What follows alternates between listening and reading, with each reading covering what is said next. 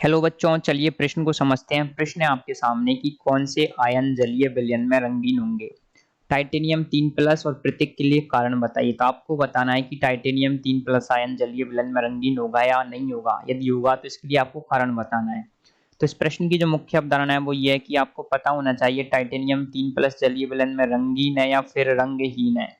और आपको यदि ये रंगीन है, कलरफुल है, तो इसका कारण भी बताना है, ये काय को कलरफुल है या फिर कलरलेस है।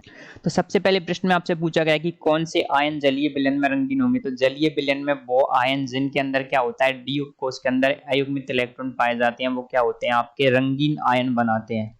जिसमें आपके डी में क्या होते हैं, अयुग्मित इलेक्ट्रॉन पाए जाते हैं, वो क्या बनाते हैं, आपके क्या बनाते हैं, आपके रंगीन आयन बनाते हैं जलीय विलयन के अंदर। इसका कारण क्या होता है, क्योंकि कारण होता है वो डी संक्रमण के कारण। उसके जो इलेक्ट्रॉन होते हैं वो डी से डी संक्रमण करते हैं, इस वजह से क्या होता है, वो आपके रंगीन विलयन दिखाते हैं। तो सबसे पहले आप देखेंगे टाइटेनियम 3 प्लस का इलेक्ट्रॉनिक विन्यास क्या होता है।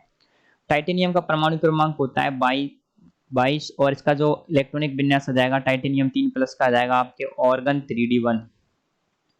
सामान्य अवस्था में इसका विन्यास होता है ऑर्गन 3d2 फॉरेस्ट। तो ये क्या करेगा, आप अपने 3 इलेक्ट्रॉन यहाँ से निकाल देगा। निकालने के बाद में क्या बचेगा, इसके बचेगा ऑर्गन 3d1।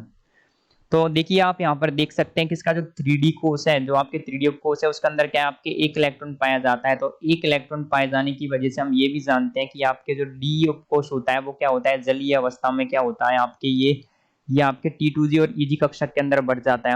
हम पढ़ चुके हैं। तो यहाँ पर ये बना लेता है T2G और EG कक्षक। 3 कक्षक आ जाते हैं इसके नीचे आ जाते हैं और दो कक्षक आ जाते हैं इसके ऊपर। तो जो एक इलेक्ट्रॉन हमारे पास है वो क्या करेगा, यहाँ से T2G से EG में क्या करेगा, जैसे ही इसको ऊर्जा मिलेगी तो इस ऊर्जा अंतराल को पार करके ये डी से डी संक्रमण करेगा, यानी कि T2G कक्षक से EG कक्षक में जाता रहेगा। तो कारण ये हो जाएगा कि आपके अयुग्मित इलेक्ट्रॉन डी संक्रमण की वजह से क्या होता है, यहाँ पर नीला लोहित रंग दर्शाता है। जो आपके टाइटेनियम 3 प्लस होता है वो क्या होता है, आपके नीला लोहित रंग दर्शाता है।